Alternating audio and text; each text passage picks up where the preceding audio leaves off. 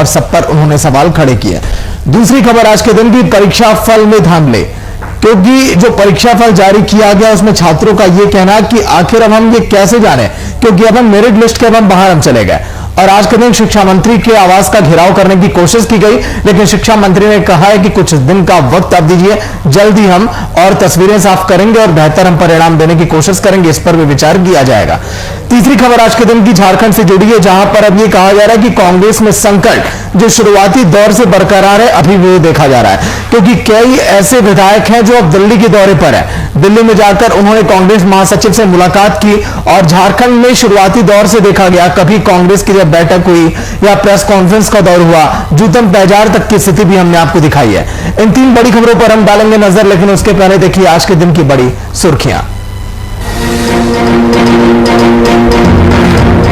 दिल्ली से पटना लौटे तेजस्वी यादव, नीतीश को बताया एलजेपी में टूट का मास्टरमाइंड, बढ़ती महंगाई को लेकर सरकार पर साधा निशाना।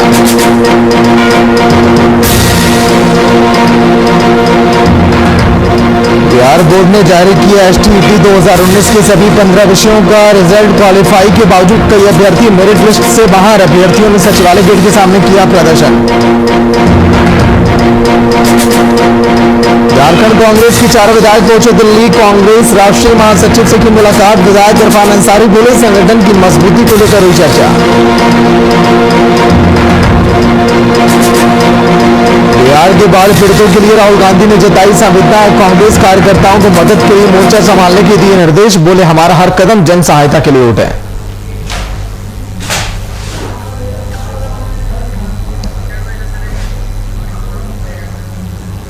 तो चलिए अब शुरुआत करेंगे पहली खबर के साथ। नेता प्रतिपक्ष तेजस्वी यादव दिल्ली से पटना लौट आए और तेजस्वी यादव ने पटना एयरपोर्ट पर बातचीत में कहा कि लालू जी की तबीयत खराब है और वे डॉक्टरों की निगरानी में है। साथ ही तेजस्वी यादव ने एलजेपी में टूट और बढ़ती महंगाई को लेकर भी सरकार पर जमकर निशाना साधा। तस्वीरें तेजस्वी यादव की, 2 महीने से गायब तो थे कोरोना काल के दौर में। हमको लगता है कि जल्द, मेरे ख्याल से कुछ दिनों बाद उनका पटना जो है आना हो सकता है। जी का तो जोड़ तोड़ और तिगरमबाजी से ही वो मुख्यमंत्री बने हुए हैं कि इसमें किसका गेम था, मास्टर प्लान किसने बनाया था। तो ये जो लोग तोड़ जोड़ की राजनीति जो करते हैं, वो लोग जो है जितना ध्यान इन चीज़ों में लगाते हैं, अगर बिहार और बिहार के लोगों पर लगा देते तो शायद ये नौबत जो है नहीं होता। उनको कहाँ, उनको कोका भी पता होता है, ABCD भी उनको कहाँ कुछ पता होता है। वो तो सुबह ना अखबार पढ़ते हैं ना कुछ पढ़ते हैं। हम लोग तो भले भांति हम लोग तो जानते हैं, रह चुके हैं, उनको कुछ पता नहीं होता। लेकिन फिर भी उनको तो ये भी नहीं पता होगा कि 27 जिलों में पेट्रोल का डीजल जो है 100 रुपये पार हो गया होगा। उनको ये भी नहीं पता होगा कि बिहार जो है बेरोजगारी का केंद्र बना हुआ है। उनको ये भी पता होगा कि सारे लोग जो है कोरोना, बाढ़, पानी में सब लोग तबाह हैं, पुल बनते फिर टूट रहा है। माननीय तेजस्वी यादव कोरोना काल में 228 ट्वीट और पूरा लालू परिवार 1319 ट्वीट का और रीट्वीट का गवाह बना। नई दवा याद किया कि कोविड संकट से अगर लड़ना है तो ट्वीट के माध्यम से, रीट्वीट के माध्यम से। माननीय तेजस्वी यादव जी, माननीय नीतीश कुमार जी का जीवन का हर क्षण बिहार के विकास के लिए, बिहार के लोगों के जीवन की बेहतरी के लिए समर्पित है। अनर्गल बयानबाजी कर करके मीडिया में जगह पा सकते हैं, जनता ने तो आपको रिजेक्ट किया है। हाँ, बस। तो दिल्ली से पटना लौटे तेजस्वी यादव और लौटते ही एयरपोर्ट पर मीडिया से बातचीत में हमलावर दिखाई दिए। महंगाई को लेकर सरकार पर निशाना साधा, नीतीश को बताया एलजेपी में टूट का मास्टरमाइंड। तेजस्वी यादव ने कहा कि फील्डिंग शुरुआत से ही बिछाई थी, जेडीयू ने लालू यादव की सेहत में सुधार हो रहा है। जल्द लालू यादव बिहार लौटेंगे।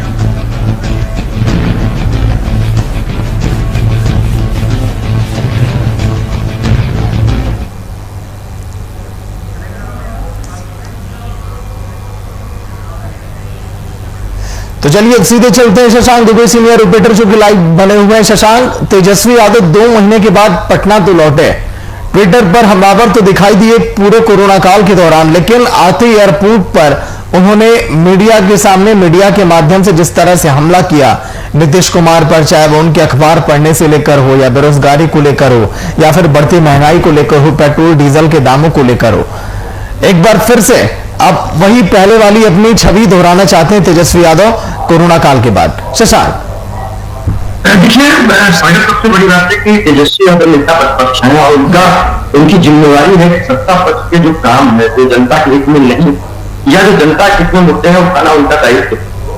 लेकिन पिछले 2 महीने से जब बहुत टफ पीरियड था पूरे देश के लिए भी, बिहार के लिए भी, उस वक्त लोगों के बीच में तेजस्वी यादव कहीं नजर नहीं आया। और ये सवाल सत्ता पक्ष के लोग हमेशा उठाते रहे हैं कि जब कभी भी टफ टाइम आता है, चाहे वो पिछली बार का कोविड हो या इस बार का कोविड हो या बिहार में बाढ़ हो, पटना में पानी जमा हो, वैसी स्थिति में तेजस्वी यादव रहते नहीं है। यानी तेजस्वी यादव ग्राउंड पर जो नेता प्रतिपक्ष का दायित्व है वो नहीं निभाते हैं, और अगर निभाते भी हैं तो वो ट्विटर पे रिट्वीट करके और रिट्वीट करके निभाते हैं।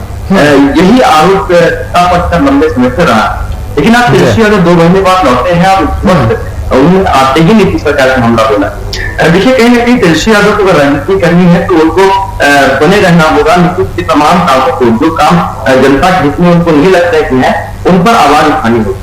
लेकिन उन्होंने आते के साथ ही नीतीश कुमार के को एक विकास न करने वाली बात बताई है। उन्होंने कहा कि नीतीश कुमार विकास की कोई काम नहीं करते हैं, विकास की बात नहीं करते हैं, सिर्फ कॉन्स्पिरेसी थ्योरी बनाते रहते हैं, यानी कहां तोड़ो और कहां जोड़ो की राजनीति करते रहते हैं। ये सारा उनका साथ था चिराग पासवान की पार्टी की तरफ। तो कहीं ना कहीं उन्होंने एक तीर से 2 निशाना साधने की शायद कोशिश की है।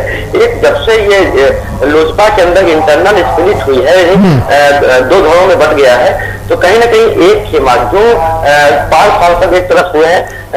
लेकिन शशांक, आखिर वजह क्या है? क्या नेता कोरोना काल के दौरान या फिर जब इस तरह की महामारी चलती है तो वो डर के मारे नहीं निकलते हैं कि पहले मैं खुद की जान बचाऊं?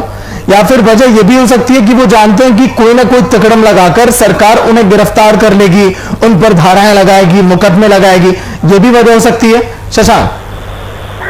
देखिए, धाराएं लगाना या गिरफ्तार करना 2 अलग अलग बातें हैं। पप्पू यादव के संदर्भ में अगर आप बात करें तो पप्पू यादव का संदर्भ एक अलग था। देखिए, तेजस्वी यादव नेता प्रतिपक्ष है और उनके पास संवैधानिक पद है।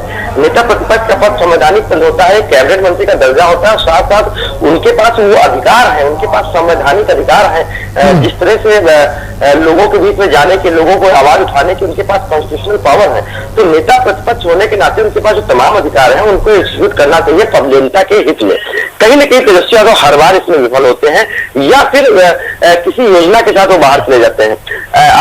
आपने देखा कि जब बिहार में बाढ़ आई थी, पटना शहर डूबा था, उस वक्त भी तेजस्वी यादव नदारद थे। जब बिहार में शशांक, लौट कर आऊंगा मनोज दास प्रवक्ता जेडीयू की फोन लाइन पर। मनोज जी, स्वागत है वीआईपी न्यूज में।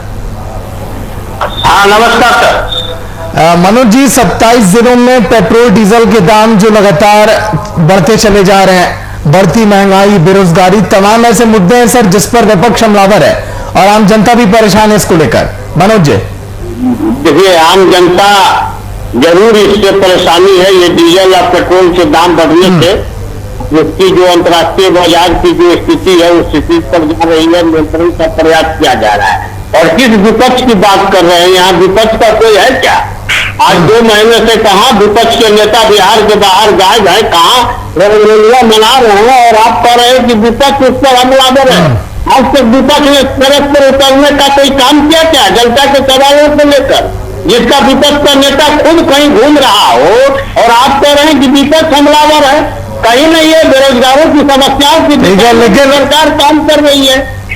मदन जी, बिहार में ही रहकर सत्ता पक्ष के लोगों ने सर कौन सा तीर मार दिया सर? कितने मंत्री, कितने विधायक, कितने सांसद आपके पहुंचे सर, अस्पतालों की चक्कर काटे, कितने हालातों का जायजा लिया था सर आप लोगों ने? तीर मार नहीं दिया। जो पूरे 2 वर्षों से बिहार की स्थिति रही उसको पटरी पर लाने का काम विपक्ष ने नहीं किया, सत्ता पक्ष के लोगों ने ही किया। और हर क्षेत्र में जहां भी आज दिक्कत थी वो दिक्कत का सामना पूरे जोर शोर के साथ किया जा रहा है। ऐसी बात नहीं, विपक्ष ने क्या किया इस सवाल का जवाब आप उनसे पूछिए कि पिछले भी कोरोना काल में कितना ट्रेन खरीद के दे रहे थे, कितना बस दे रहे थे और कहां पर छिपे हुए थे। तो उनसे भी सवाल पूछिए। हम लोग तो सड़क पर हैं और जनता की सेवा में है। जनता के चाहे वो अस्पताल का हो, जहां प्रॉब्लम है उसको हल करते हुए सत्ता पक्ष के लोग जा रहे हैं। सर वही तो मैं पूछ रहा हूं सर, कितना हल हुआ सर? WHO का मानक कहता है कि 1000 मरीजों के पीछे, लोगों के पीछे एक डॉक्टर होने चाहिए, लेकिन अस्पतालों में देखिए डॉक्टरों की कमी है सर। जो अस्पताल हैं, जो गांव में स्वास्थ्य उपकेंद्र हैं सर, वो तबेले में तब्दील हो गए हैं, भूसा घर वो बन गया है सर। देखिए, कहीं अब पूरी की पूरी व्यवस्था हम सुदृढ़ कर लिए हो, ऐसा दावा हम लोग विपक्ष के रूप के तरह नहीं करते। लेकिन जो भी स्थिति है, आज बिहार को कोरोना से बचाने का काम हमने किया। आज भी पूरे केरला जैसे शिक्षित प्रदेश में चले जाए आप, वहां पर डेली आज भी लोग कोरोना से मरते जा रहे हैं। वहां किस चीज का कमी है? आप ये तो हमारे लिए बहुत गर्व की बात है कि हम सीमित संसाधन में कोरोना जैसे रोगों पर अंकुश पा लिया। आज महाराष्ट्र इतने विकासशील राज्य में माना जा रहा है, आज उसकी स्थिति बहुत खराब है। तो कहने का मतलब ये है कि अब 1000 पर मानक है, तो फिर क्या 1000 पर मानक केरला में नहीं है? क्या 1000 पर मानक महाराष्ट्र में नहीं है? लेकिन हमारे पास जो है, हम इधर डॉक्टरों की भी संख्या हमने बढ़ाई है, हमने पारामिलिट्री। लेकिन मदन जी सबसे अधिक सर, मनोज जी सबसे अधिक दुर्दशा सर बिहार की खराब है सर। आंकड़ों को देखिएगा, कितने डॉक्टरों की कमी है। WHO की जो मानक है उस पर आप कितनी पूरी तरह से फेल है। अस्पतालों की क्या हाल है सर? स्वास्थ्य केंद्र के मनोज जी क्या हाल है? इन सब पर एक बार स्टडी आप करिए, फिर आप बता पाएंगे कि यहां कितना काम हुआ है। शुक्रिया बातचीत के लिए वीआईपी न्यूज में। शशांक, एक सबसे बड़ा सवाल यह है कि जेडीयू बार बार जिस सवाल से मुंह फेर लेती है, 2 महीने से जो फील्डिंग बिछाई जा रही थी लगातार, 2 महीने का जब से चुनाव के रिजल्ट आए सामने, कि कैसे एलजेपी में टूट की जाए, कैसे उनके सांसदों को अपने पाले में किया जाए, कहीं बीजेपी ना उनके सांसदों को अपने पाले में कर ले, उससे कहीं ज्यादा फोकस अगर बिहार की स्वास्थ्य व्यवस्था पर, बिहार के अगर विकास पर दिया गया होता तो शायद थोड़ी तस्वीरें अलग दिखाई देती। शशांक, देखिए सागर, 2 अलग अलग बातें हैं। राजनीति दांव पे डेमोक्रेसी है। तो डेमोक्रेसी में कहीं ना कहीं जो चुनावी राजनीति होती है वो प्रभाव डालते रहती है पूरे साल, लेकिन जितने समय सरकारें रहती है वो कहीं ना कहीं इलेक्टोरल पॉलिटिक्स के लिए होती है। तो वो एक अलग डेवलपमेंट और जो तमाम व्यवस्थाओं का सुधार है वो अलग है।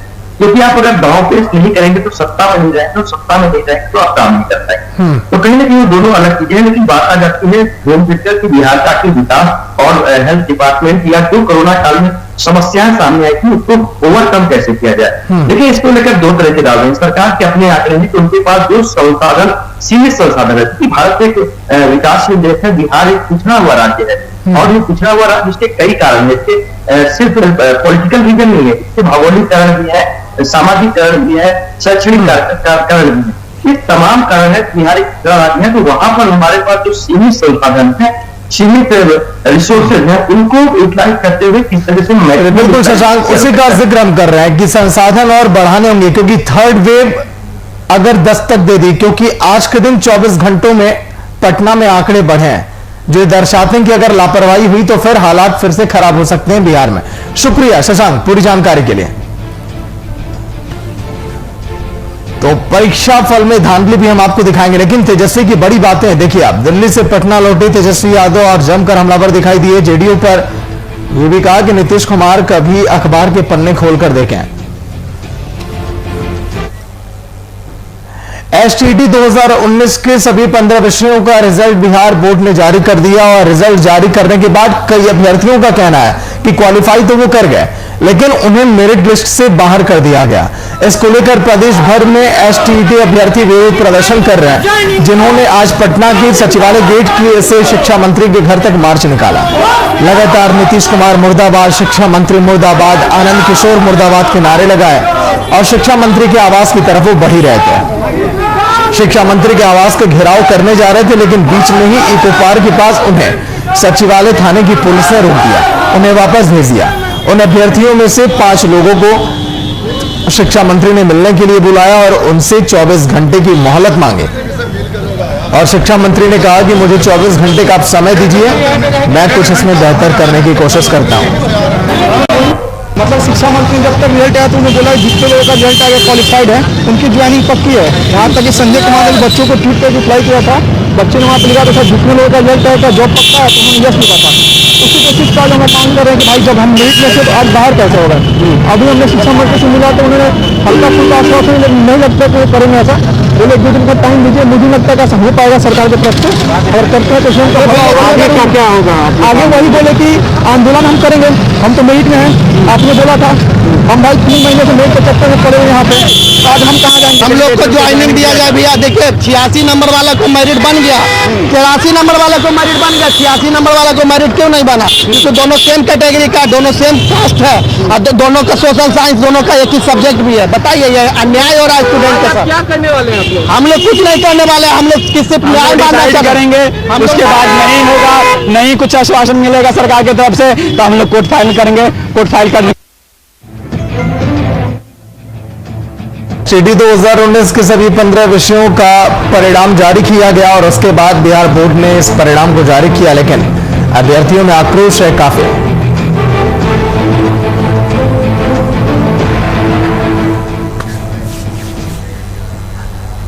तो चलिए एसटीडी अभ्यर्थी आलोक आनंद फोन लाइन पर। आलोक आनंद, स्वागत है आपका वीआईपी न्यूज में। जी जय हिंद सर। आलोक आनंद, क्या प्रॉब्लम आ रही है परीक्षा के परिणाम आने के बाद, जो आप लोगों ने आज के दिन धरना दिया, मार्च निकाला, क्या मांगे आप लोगों की शिक्षा मंत्री से? आलोक सर ऐसा है कि देखिए 12 मार्च को सीटी 2019 का रिजल्ट जारी किया गया और उसमें बोर्ड अध्यक्ष भी शामिल थे और मुख्य सचिव भी शामिल थे और माननीय शिक्षा मंत्री भी शामिल थे। और बिहार के लगभग सभी न्यूज़पेपर में फ्रंट पे ये चीज मेंशन किया गया कि भाई 24,599 जितने भी पास किए हो वो सारे की नौकरी पक्की है। इस चीज को लेके अब सारे अभ्यर्थी लगातार 3 महीने से वेट कर रहे थे और अचानक से फिर परसों के डेट में अचानक से फिर एक मेरिट लिस्ट का एक नया मामला आता है और उसमें ये दिखाया जाता है कि जितने कैंडिडेट हैं, मतलब जितने कैंडिडेट 24,599 पास थे उस वक्त, आज भी मेरिट लिस्ट में उतने ही हैं, लेकिन बीच में इतने सारे अभ्यर्थी जो है वो नॉट इन मेरिट लिस्ट में शो किए जा रहे हैं। तो मैं बस शिक्षा मंत्री जी से ये जानना चाह रहा हूँ कि ये जो बीच में नए लड़के आए, ये आए कहाँ से, ये कहाँ से आ गए? जब 24,599 आपके क्वालिफाई हुए और फिर आज आप 24,599 को आपने मेरिट लिस्ट में भी जगह दिया, तो ये इतनी लंबी संख्या है जो कि आज अभ्यर्थी रोड पे आने को मजबूर हो गए। कोरोना काल में ऐसे समय पे रोड पे सब आने के लिए मजबूर हो गए हैं, तो ऐसा कहाँ से आए ऐसे कैंडिडेट बीच में? ये मैं माननीय शिक्षा मंत्री जी से पूछना चाहता हूँ। तो आलोक, क्या लगता है कि आपको कैसे समाधान हो सकता है? क्या फिर से परीक्षाएं आए या हो जाए या फिर से कॉपियां चेक हो? क्या इसमें संशोधन किया जाए? ये संशोधन की बात नहीं है सर, मैं बस इसमें ये करना चाहता हूँ कि इसको दोबारा, एक तो देखिए एग्जाम तो एक बार पहले लिया जा चुका था, ठीक है, फिर उसके बाद फिर से कैंसिल करके दोबारा एग्जाम लिया गया और दोबारा जो एग्जाम लिया गया वो कोरोना काल में सभी अभ्यर्थियों को, जिसका भागलपुर है तो उसको पटना, जिसका पटना है उसको पूर्णिया, इस तरह से दूर दूर भेजा गया। काफी प्रताड़ित हुए हैं पिछले 2 साल से अभ्यर्थी। उसके बाद जब इस तरह लास्ट स्टेज में लोग आके इस तरह का अगर खेल खेलते हैं, आप सोचिए कि अगर नेता मंत्री का भी इलेक्शन अगर हो और उनके रिजल्ट को 2 साल पेंडिंग किया जाए तो कैसा उनको प्रतीत होगा? ठीक है, तो मैं बस यही कहना चाह रहा हूँ कि इसका समाधान सिर्फ इतना है कि जितने लोग क्वालिफाई किए हैं, जिसमें आप अपने बातों कर रहे हैं, आप अपने बातों से हटे नहीं, क्योंकि आप हमारे गार्जियन के समान है, आप हमारे बिहार के गार्जियन हैं और आप अगर गार्जियन होकर इस तरह की बातें और इस तरह के स्टेटमेंट देते हैं कि ये गैर जिम्मेवाना होगा और ये काफी इससे आहत होंगे बिहार के लोग और उनकी काफी फैमिली भी आहत होगी और निरंतर सभी अवसाद के शिकार हो चुके हैं। मैं आपको क्या बताऊं, मैं तो लोगों को बिल्कुल आलोक, बिल्कुल शिक्षा मंत्री को संज्ञान लेना चाहिए आपके मामले पर और हम भी कोशिश करेंगे उनसे बातचीत करके जो आप लोगों की परेशानियां हैं उससे अवगत कराएं। शुक्रिया बातचीत के लिए वीआईपी न्यूज में।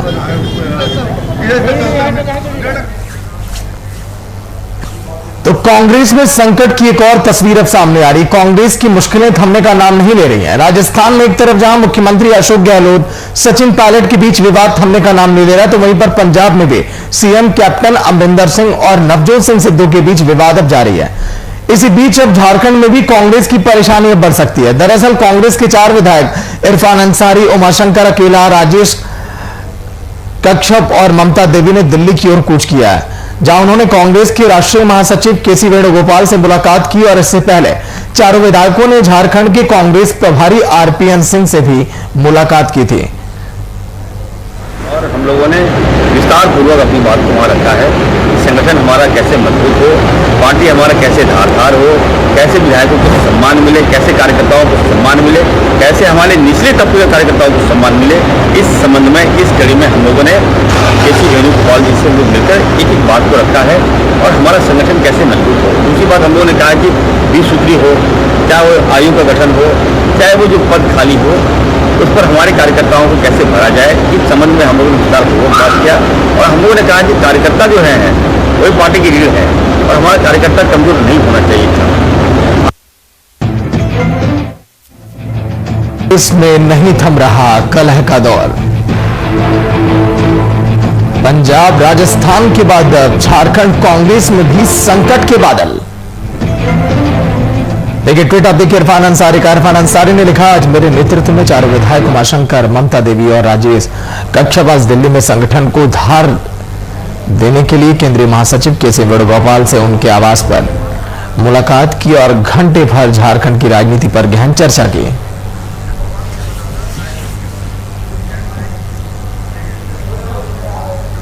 संवाददाता अभिनव कुमार लाइव जुड़ गए हैं पूरी जानकारी के साथ। अभिनव, राजस्थान हम देख रहे हैं, पंजाब हम देख रहे हैं, बिहार में भी हलचल हम देख ही रहे हैं। कांग्रेस के अंदर कई दिल्ली दरबार में नेता दस्तक दे रहे हैं और वही तस्वीरें झारखंड के भी अंदर, मतलब कि कांग्रेस की स्थिति जो नाजुक दिखाई दे रही है पिछले कई सालों से, वो अभी भी बरकरार है।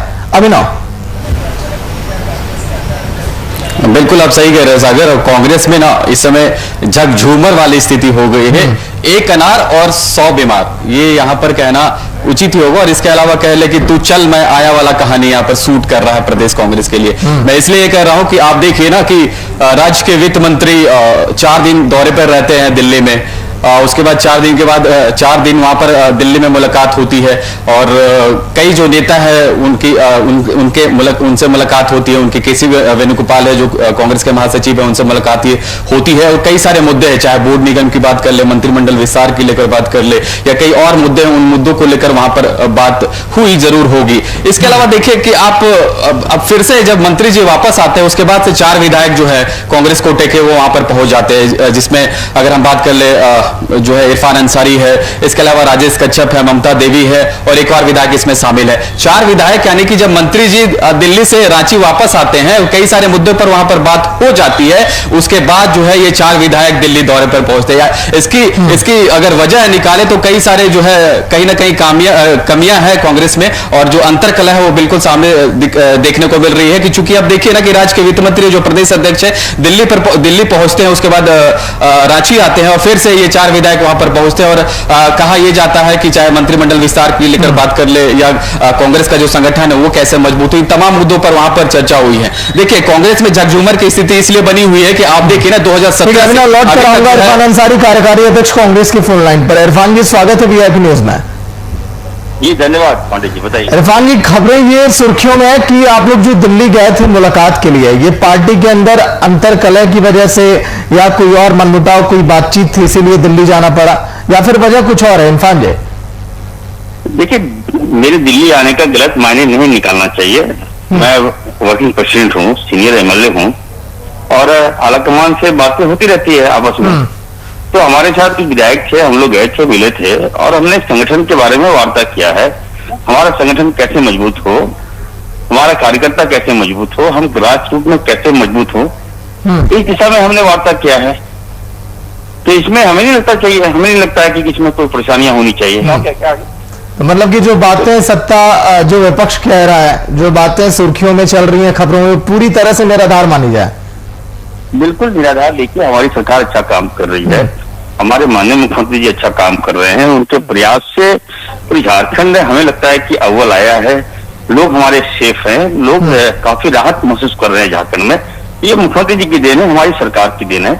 तो हम लोगों ने अपने रिपोर्ट को सौंपा है और हम लोगों ने बताया कि हम लोग गलत जा रहे हैं। हम लोगों ने बताया है सरकार को, हम लोग बिल्कुल संगठन हमारा थोड़ा कमजोर है, इस पर ज्यादा से ज्यादा ध्यान देने की बिल्कुल बिल्कुल इरफान जी, संगठन को मजबूत करिए, शुभकामनाएं हमारी भी हैं आपके साथ, क्योंकि अब सामने लोकसभा चुनाव भी खड़ा है जिसकी तैयारियां कर रही हैं सभी पार्टियां। शुक्रिया बातचीत के लिए वीआईपी न्यूज में। अभिनव आपका भी शुक्रिया, वक्त थोड़ा कम है। जिस तरह से तस्वीरें हम आपको दिखा रहे हैं, कांग्रेस में संकट झारखंड में, हालांकि ये कहना विधायक इरफान अंसारी का जो कि कार्यकारी अध्यक्ष हैं कि बिल्कुल सब कुछ बेहतर चल रहा है, संगठन की मजबूती के लिए हम पहुंचे दिल्ली और कहीं कोई दिक्कत वाली बात नहीं है।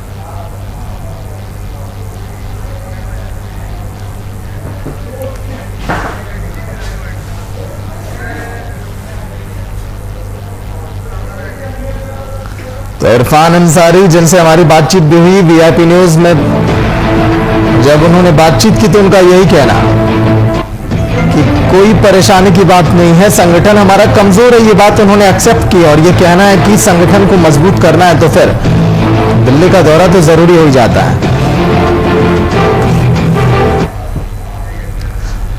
तो चलिए जल्दी से एक बार फिर से नजर डाल लेते हैं आज की 3 बड़ी खबरें जो सुर्खियों में थी। सबसे पहली खबर तेजस्वी यादव से जुड़ी, जो कि 2 महीने के बाद पटना तो पहुंचे, लेकिन पटना पहुंचते ही वो मौजूदा सरकार पर हमलावर दिखाई दिए, बढ़ती महंगाई को लेकर, बेरोजगारी को लेकर, कोरोना काल में जो स्वास्थ्य व्यवस्थाएं बेहतर नहीं थी उसको भी लेकर। दूसरी खबर आज के दिन की, परीक्षा फल से जो परेशान है छात्र, जो आज के दिन पहुंचे थे सचिवालय की तरफ कूच कर रहे थे, लेकिन वहां पर पुलिस ने उनको रोक दिया और छात्र से हमने बातचीत भी की। उनका यह कहना कि जो मेरिट लिस्ट में जिनका नाम आना चाहिए था वहां पर उन्हें दिक्कत है, एक बार फिर से इस मामले को संज्ञान में लिया जाए। तीसरी खबर आज के दिन की, कांग्रेस से जुड़ी, आज के दिन विधायक इरफान अंसारी से भी हमने बातचीत की वीआईपी न्यूज के माध्यम से। उन्होंने कहा है कि संगठन में सब कुछ बेहतर चल रहा है, दिल्ली हम पहुंचे तो थे मुलाकात के लिए और वहां पर हमने संगठन की मजबूती के लिए चर्चाएं की है, पार्टी में सब कुछ बेहतर चल रहा है, लेकिन अटकलें यही लगाई जा रही है कि कांग्रेस के अंदर इस समय हालात बेहतर नहीं है। जो तस्वीरें हैं झारखंड के अंदर, बिहार के अंदर, राजस्थान के अंदर और पंजाब के अंदर, लेकिन क्या लोकसभा चुनाव तक दुरुस्त हो जाएगा कांग्रेस, ये देखने वाली बात। देखते रहिए वीआईपी न्यूज। नमस्कार।